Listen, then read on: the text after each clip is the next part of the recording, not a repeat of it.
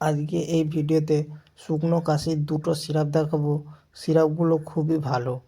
এই সিরাপগুলো নেওয়ার আগে একবার ডাক্তারের সঙ্গে কথা বলে নেবে।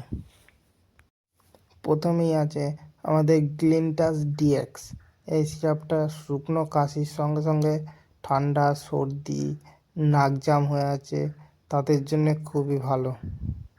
দ্বিতীয় নম্বরে যেই সিরাপটা আছে সেই সিরাপটার নাম হচ্ছে জেডএক্স।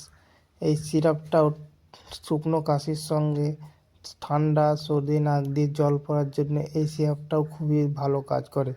এই সিরাপ দুটো নেওয়ার আগে ডাক্তারের সঙ্গে অবশ্যই একবার কথা বলে নেবে।